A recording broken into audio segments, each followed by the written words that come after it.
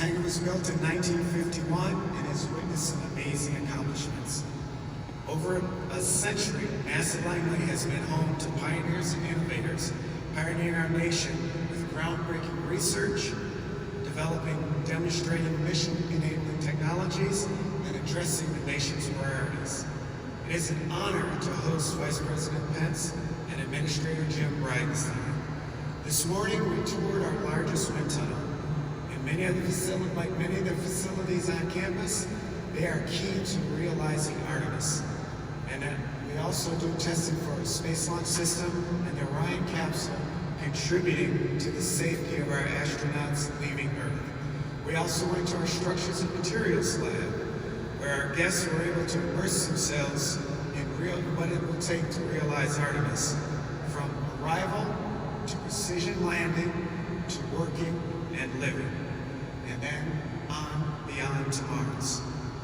We also showed our guests where we will be able how to enable NASA Langley's expertise and how it will enable Artemis and solve some of the toughest problems, along with our colleagues and partners across the agency, in industry and academia. We are proud of the work we do every day to enable Artemis and our contributions and role to inspiring the nation and the Artemis generation. NASA makes the impossible possible, and here at NASA's Langley Research Center, we are a proud member of the NASA family. And on that note, I'd like to introduce our administrator, Jim Bridenstine.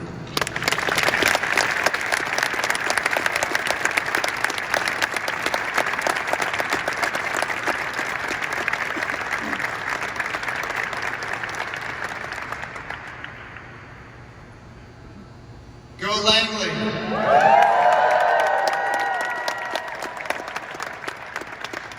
So I get the honor at these events of introducing somebody who I think is doing an amazing job on behalf of our nation and our nation's effort to explore space and do more than we've ever been able to do before.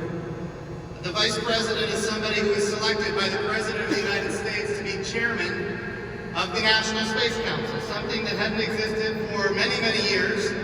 And the President said, you know what, we need to bring back the United States of America to be the preeminent spacefaring nation, and we need to lead the world. And he said to the Vice President, he said, I need you to chair the National Space Council. Now, me, as the NASA administrator, I get the honor of serving on the National Space Council under the chairmanship of the Vice President of the United States. And I will tell you, he does not take this job lightly. In fact, he takes it very seriously, and he works every day to make sure that not only are we, creating very visionary capabilities, but at the same time, those capabilities and those visions are being matched with budgets. And I am proud to say that right now, we have the highest budget request in the history of NASA on the table right now.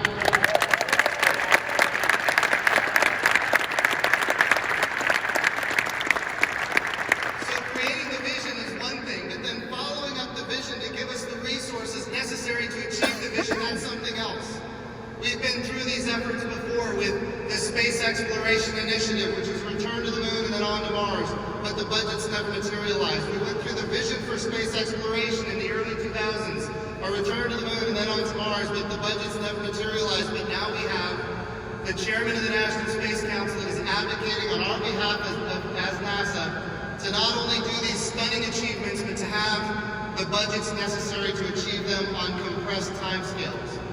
We'll just go through a few space policy directives that he has led and the President has signed. Space Policy Directive 1. We're going to go to the moon sustainably.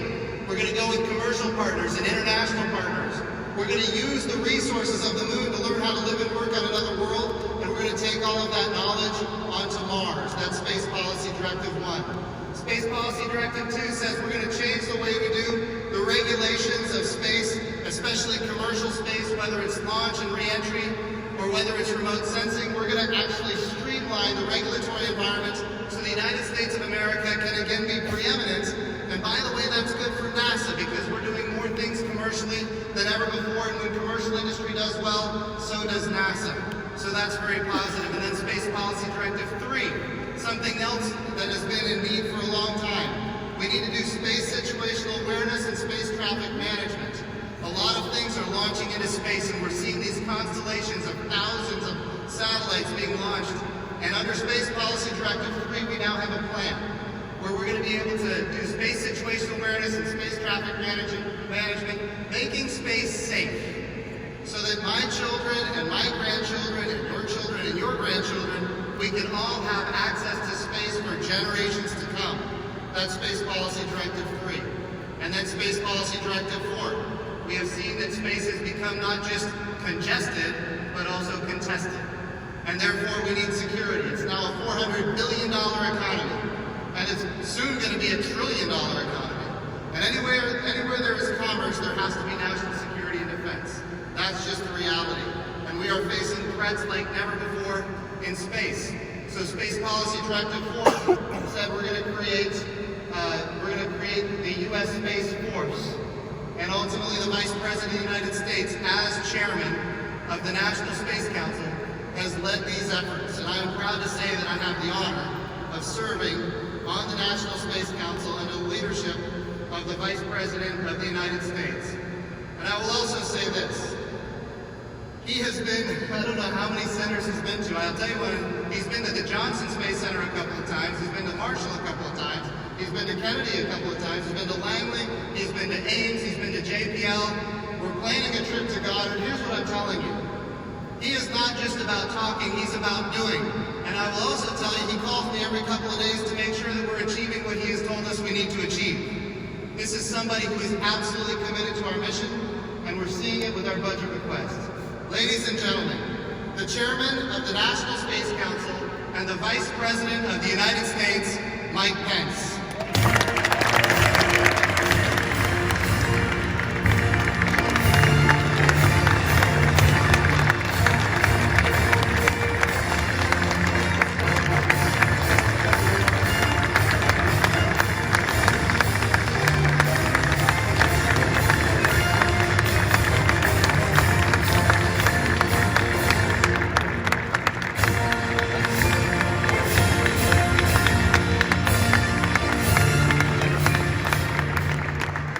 Thank you all for that very warm welcome to Administrator Jim Bridenstine, Secretary Betsy DeVos, Congresswoman Elaine Luria, and most especially to Director Clayton Turner and all of the incredible men and women who've been making great ideas take flight for 100 years. It is an honor to be here at Langley Research Center.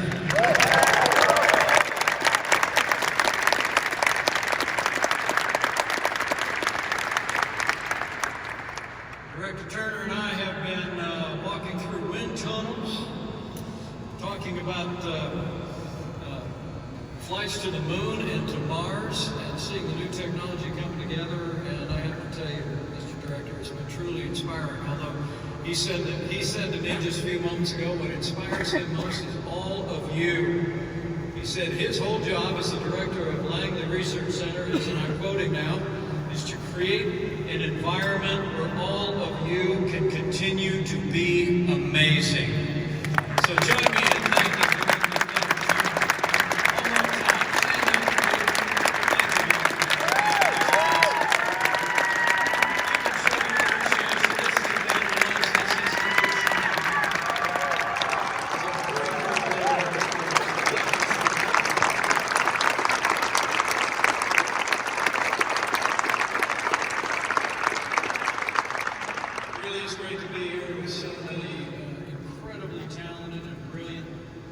men and women. You are part of a century of legacy here that's been enabling incredible progress in American leadership in space. It's my great honor to be with each and every one of you. And as I begin, allow me to bring greetings from a friend of mine who is also a great friend of American leadership in space and all of the men and women who have made it happen, past, present, and future. I bring greetings from the 45th President of the United States of America, President Donald Trump.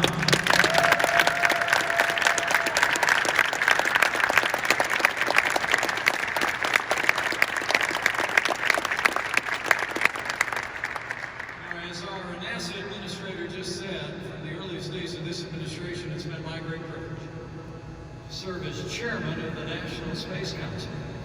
I remember when we were campaigning for these jobs that the American people gave the president and I, he picked up the phone one day and called me, and he said, you know, I'm thinking of restarting the National Space Council. It had been dormant for 25 years. And he said, Mike, historically, the Vice President has chaired that National Space Council, and I wondered if you would have an interest.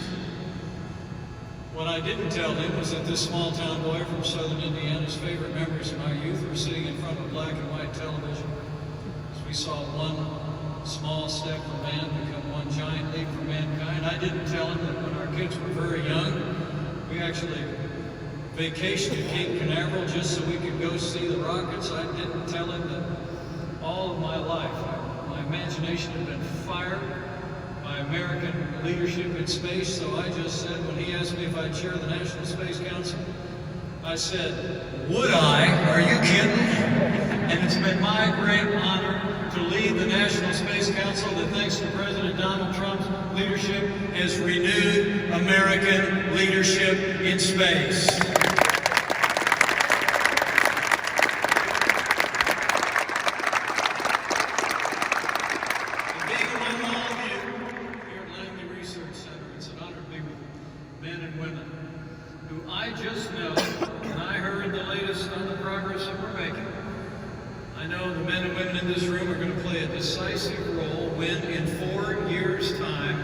We return American astronauts to the moon and make sure that the next man and the first woman on the moon are Americans.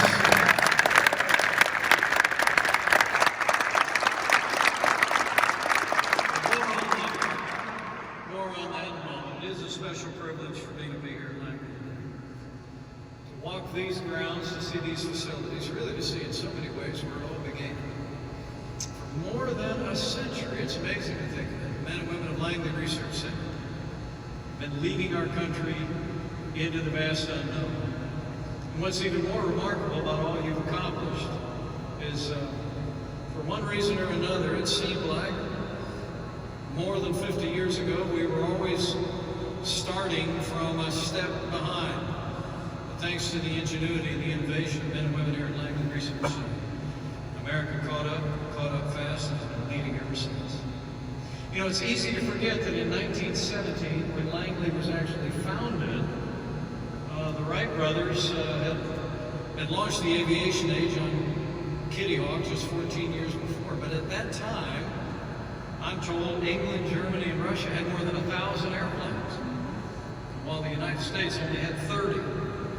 By the end of World War II, though, thanks to the groundbreaking research conducted at Langley's state-of-the-art wind tunnels, not only were American aircraft the gold standard of aviation design, but in a few short years, we would fly faster than the very speed of sound. And in fact, the man who broke the sound barrier just turned 98 years young last week. Let's hear it for General Chuck Yeager.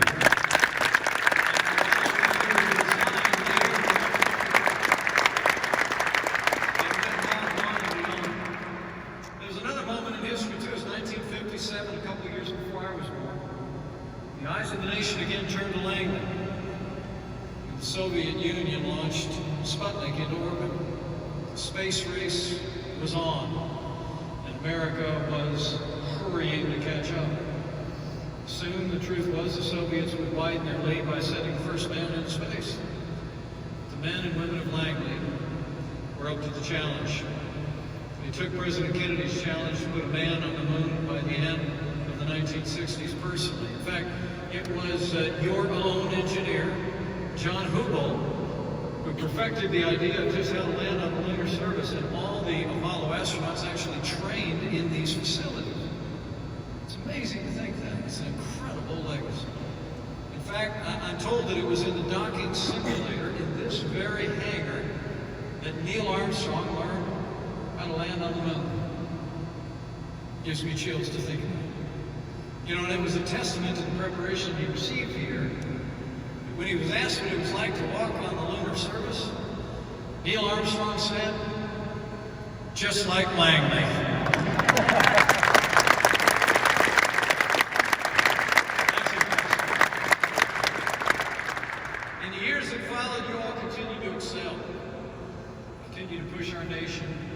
further into the new frontier, landing a spacecraft on Mars in 1976, developing the space shuttle, helping to build the International Space Station, where American astronauts have now served for more than 2 decades.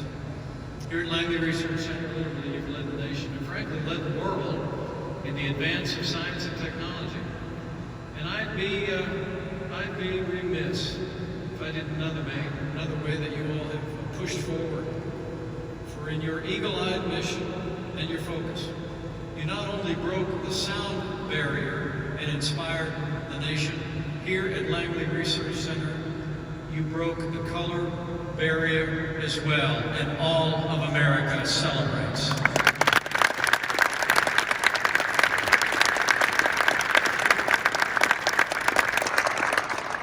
You all know we're standing in the home of the legendary Hidden Figures, African-American women, also known as human computers. Despite the injustice of working in a segregated facility, lent our nation their incredible intellects and talents and helped us not only win the space race, but also become a more perfect union. Like one of the first African-American women to work for NASA. She was born in West Virginia in 1918. She had a love for numbers even at an early age. She counted everything. The number of steps to the road, the number of steps to church, the number of dishes, silverware she washed every evening, everything she counted. By 13, told she was going to high school on the campus of West Virginia State College. 18 years of age, she actually graduated from that college.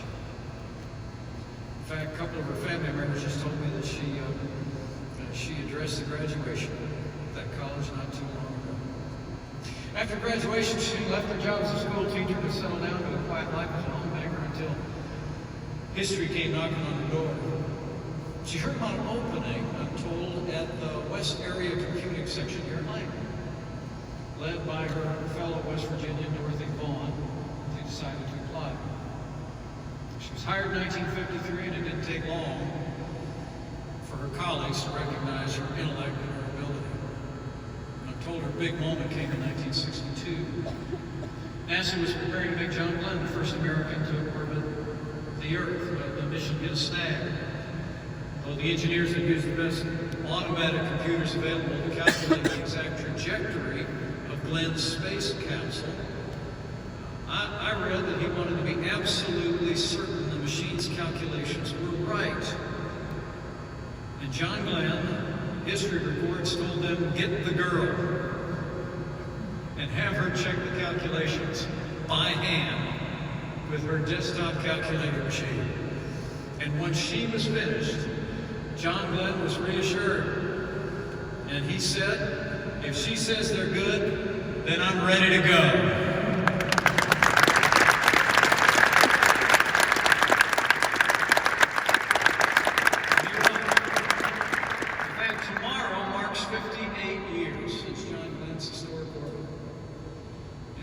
This nation owes to him, and just as much to that woman who helped make it happen. At 100 years young, she is still with us, thank God. In 2015, she was awarded the Presidential Medal of Freedom. Today, her name graces the Computation Research Facility on this campus, and we all remember the extraordinary motion picture that inspired the nation just a few short years ago. So let me say, in honor of African American History Month, join me in recognizing a truly great American pioneer, Katherine G. Johnson.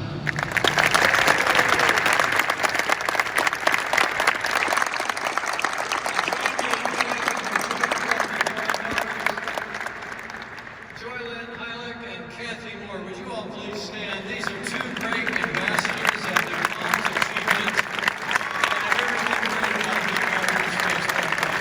Join me in thanking this important family.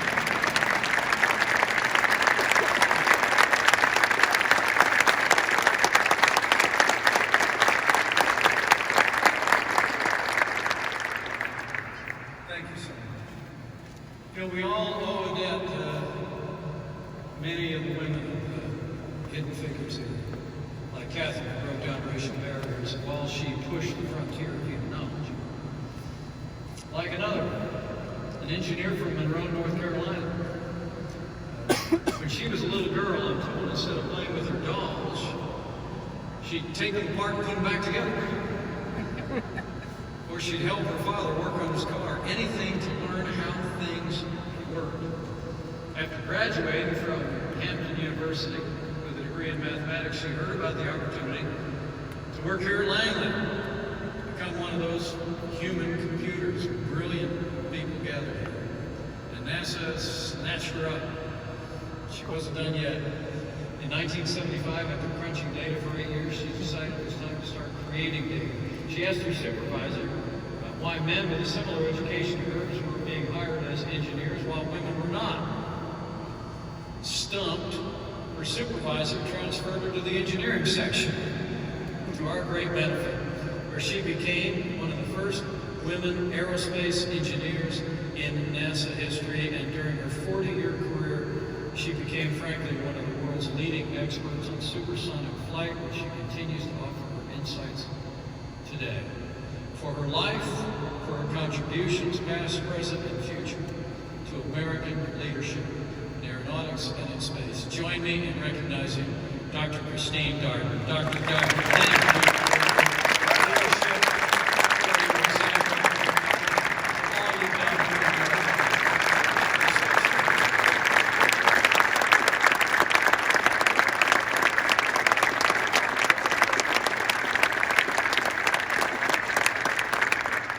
Such an honor to be with you. Thank you. Thank you so much. You know, ever since Catherine and Christine came to NASA, all of you here at Langley have continued that proud tradition. Empowering Americans from all walks of life and every background to take part in the extraordinary experience of human exploration and discovery. And for all that you've accomplished here at Langley Research Center, it's how you have done it, bringing all of the best of America together to do it. It's really a way that Langley Research Center has inspired the nation in two ways. Not just for what you've done, but for who you are. I mean, the hidden figures inspire us about your great contributions to the life of this nation today. But the really good news is the hidden figures are giving way to modern figures, many of whom are with us here today. Am I right?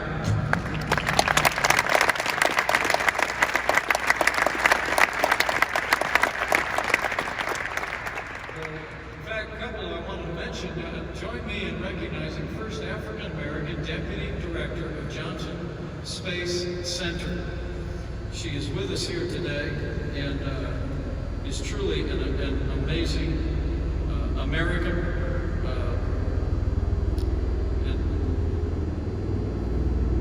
Vanessa White. Where are you, Vanessa? I knew I'd bring you down. Vanessa, stand up. Come on. She's here from Johnson.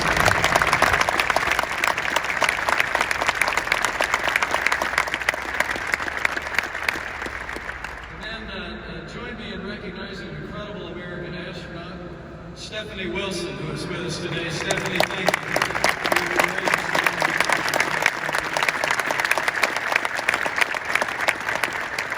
I mentioned you before, but he just also happens to be the first African-American director of Langley Research Center. Clayton Turner, thank you. Thank you for your leadership.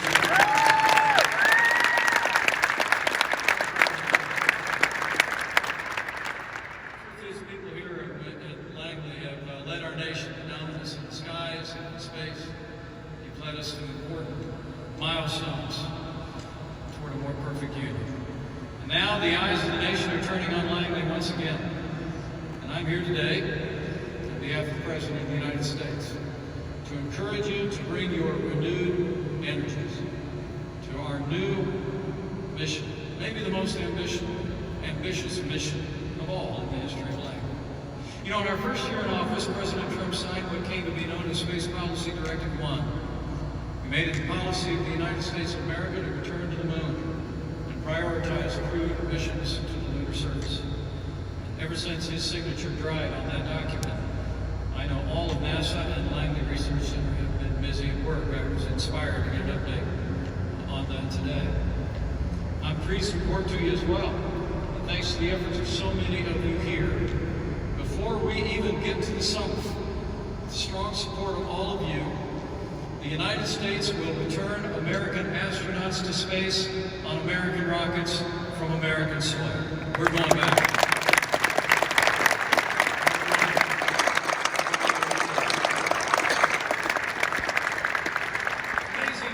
It's amazing to think, Steffi and I were talking about it, this courageous astronaut. It's been about 10 years since we grounded the American shuttle program.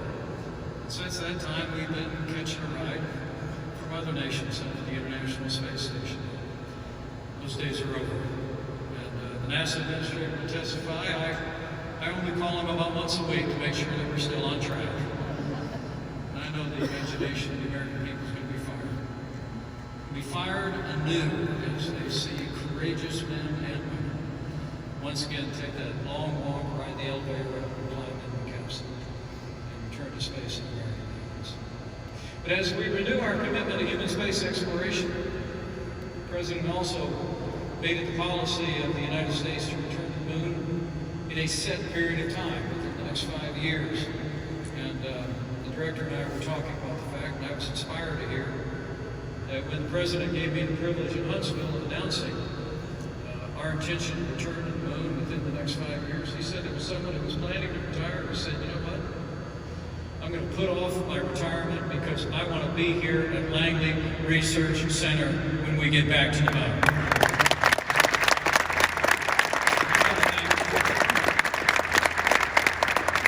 Together we're going to ensure that the first woman and the next man on the moon will be American astronauts.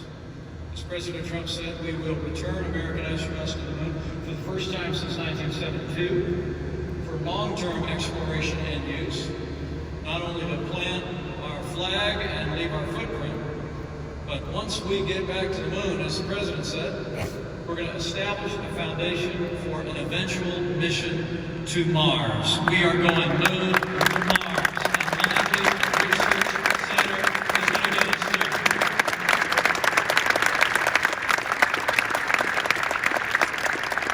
I have to tell all of you that Langley is going to be absolutely vital to this mission.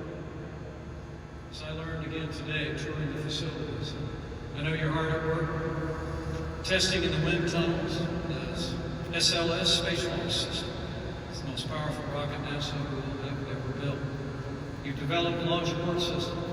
You're building laser radar systems to enable our astronauts to land precisely on the moon.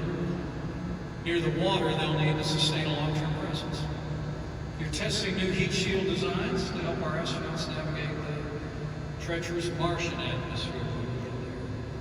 And I'm also told you're working with industry partners to develop the robotic space assembly and construction technology we need to land on Mars. I was actually very impressed with all the robotics that we just saw that would be actually building the structures on the surface of the moon while our astronauts are doing the exploration. It's really impressive. And to actually see that young engineer using an Xbox controller while he ran the whole thing was even more impressive. Capturing the enthusiasm of the new generation of American pioneers. We're bringing all the best technology you here at Langley are making it happen. So I really came by today just to say thank you. Thank you for what all of you are doing in this renewed mission for American leadership in space. And I want to assure you, under President Trump's leadership, we're not only going to have the will, we're not only going to have the goal, but we are going to make sure that NASA and Langley have the budget to get the job done.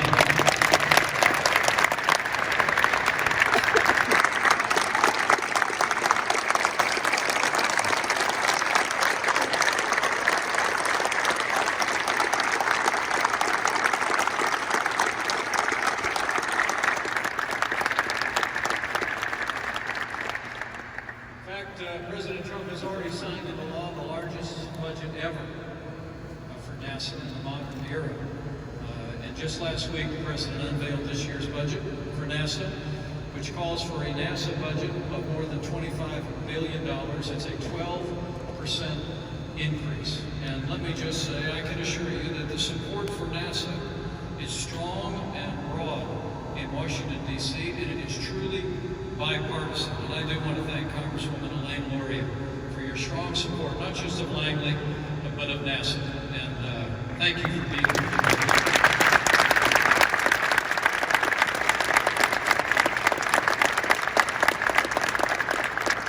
Now, of that amount, you'll be glad to know of the $25 billion in our budget, more than $12 billion is dedicated to making the Moon to Mars mission a reality. We are putting the resources of the American people behind the goals that President Trump has set, and that you all are going to be tasked to make happen. But we all know that we won't get to the moon, or Mars for that matter, by relying on government efforts alone. This is a nationwide effort, as frankly our space program has always been. Isn't that right? We need all hands on deck. We're not going back to the moon by ourselves. We're going to be going with your support, great support of all of the civilian leadership here at Langley and around the country. And we're going to be leading with new commercial partners and freedom-loving international partners as we pave the way back to the moon and Mars. That's why, frankly, under the President's leadership, we've taken decisive action to unleash private sector space exploration like never before. You know, the President puts it very succinctly. He wanted us to clear out regulatory hurdles to private space exploration because, as the President said, rich guys love rockets, and we want to let them build them and carry us back into space, right?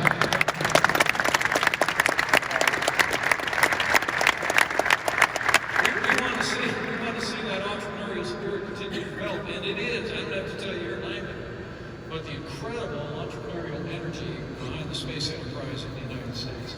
You all are going to continue to be partners with all those private sector companies to make that happen. And I want you to know our administration is absolutely committed to making it possible for men and women in American businesses to meet our low Earth orbit needs, to provide for space tourism and to provide for the basics of space exploration and travel so that we can focus our energy on going farther, faster, and beyond, getting back to the moon and then on to Mars, and leading mankind in human space exploration. It'll be the people here in Langley and NASA centers nationwide that are going to be partnering with all those private sector firms and organizations, and I encourage you to do so. We've been hard at work streamlining licensing regimes that oversee commercial launch, re-entry, and remote sensing operations. You know, it's amazing. The director and I were talking about something before. It's amazing that people that were looking to get a license to launch a rocket on the West Coast had to get a different license to launch a rocket on the East Coast. And so we've standardized all of it. We've worked on space traffic management. We're removing outdated regulations that increase costs and frankly stifle innovation. We've also encouraged a more stable space environment by developing that traffic management system. Today, NASA is leading commercial-friendly efforts to plan the orbital platforms that will eventually succeed the International Space Station, as well as lunar landers that will carry us once we're back on the moon. So I want to assure all of you that not only do you have the support of this President, this Vice President, but I have every confidence that you have the support and the admiration of the American people. Stephanie and I were just talking about this. She agreed with me, so I must agree. Once we have American astronauts on American rockets being launched from American soil, American people are going to know we're serious, right? And I think it's going to continue to fire the imagination of people in this country. The broad bipartisan support that we have on Capitol Hill, I think, is a reflection of the fact that America is ready to go again. We're ready to lead again. We're in so many ways a nation of pioneers.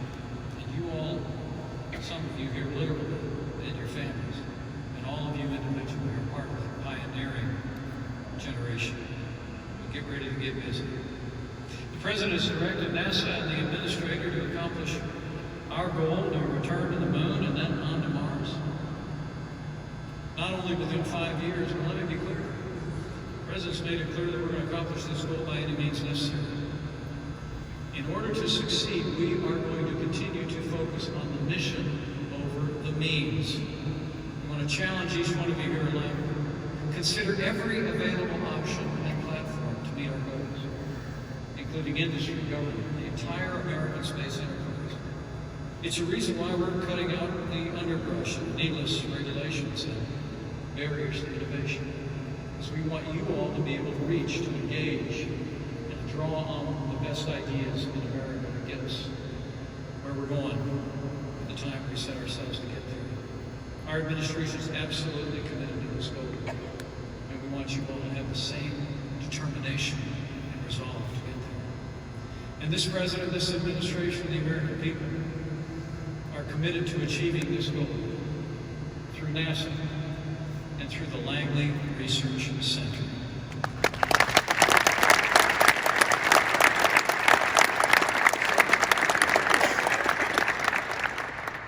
Let me at least give you one word of admonition on behalf of your President and on behalf of the entire National Space Council.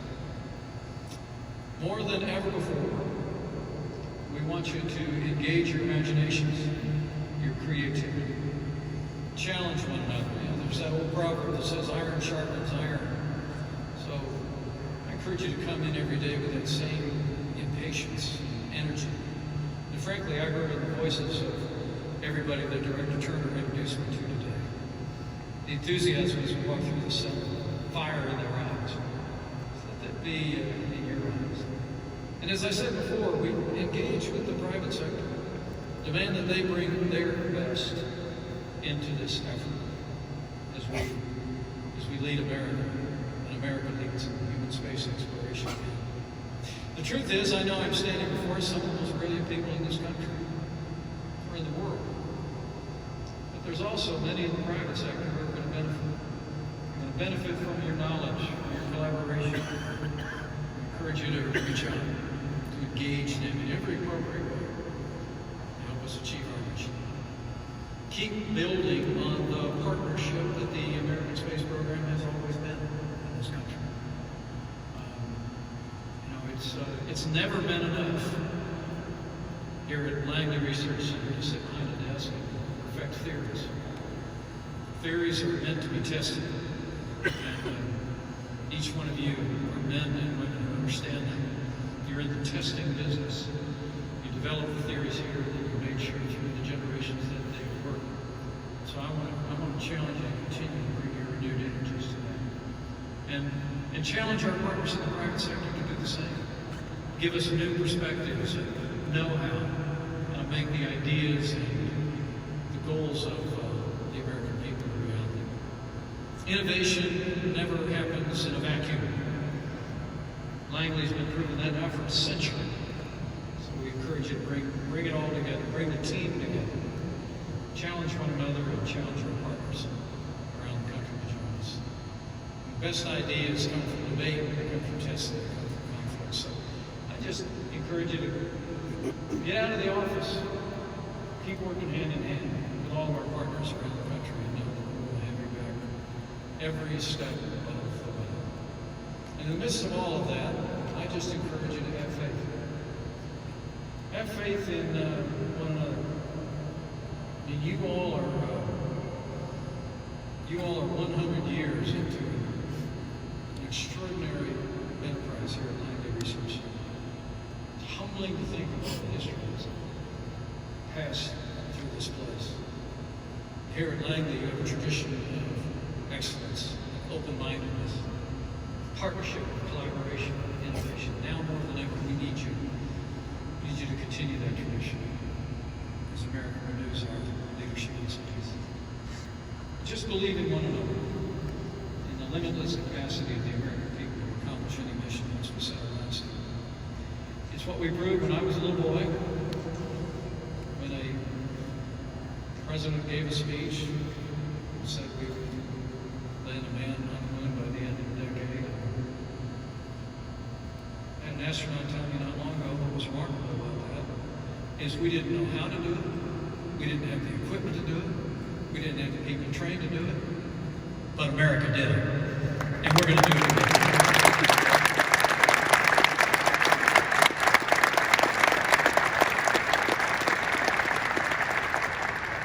So I leave here today with renewed confidence. I have to tell you, Administrator Bridenstine knows. I talked to some of those people over at the last facility, and I just said, we need to get these people on the road. The enthusiasm here is contagious. I have every confidence. I have faith in each and every one of you that you're going to live up to the incredible legacy of which you are part here at Langley Research. You're going to continue to innovate. You're going to continue to develop the ideas of the future to achieve all of the goals. And I have to tell you, I also have faith in this new generation of astronauts. We just graduated a new class of astronauts down in Houston. I was there 2 years ago when they started their training. And I told a story then that back in Indiana we have a saying that when you see a box turtle on a fence post, one thing you know for sure is he didn't get there on his own. And the astronaut class went on to name themselves the Turtles. And it's an incredible group of men and women. I mean, the technologies, the theories that you are developing here at Langley Research Center are going to carry aloft an incredible group of men and women. They're going to create a whole new history for America and for mankind, the moon and Mars and beyond. And when it happens, just like it happened before, there'll be heroes that we celebrate. We'll have ticker tape parades and meetings in the White House, but I want you to know, your president, your vice president knows that every bit as much credit will go to each and every one of you here at Langley Research Center. You made it happen before, and we know you'll make it happen again. And we know as you do all your work, you'll make sure that all those courageous Americans are able to go into space as safe and secure as our abilities will allow them to go. And I also know that for millions of Americans, as we renew our commitment to human space exploration, we'll say that old word that Americans have prayed throughout our history for our explorers and all those who go into harm's way. In the name of America, in the name of freedom. That those who rise on the wings of the dawn and settle on the far side of the sea, even those who go up to the heavens will know that even there, His hand will guide them. His right hand will hold them fast. That'll be our prayer. Strong leadership of America in space. Made possible by our heroes. And made possible by Langley Research Center. Keep up the great work. We're going, Langley. We're counting on all of you.